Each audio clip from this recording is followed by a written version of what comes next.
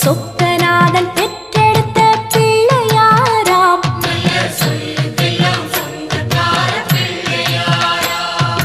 கைலாய மலைய விட்டு தெற்கே வந்தாராம்.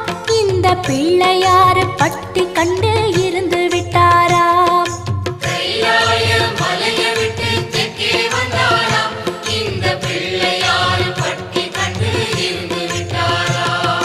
கணபதியார் வந்தாரம்மா, நம்ம உறவாக நின்னாரம்மா.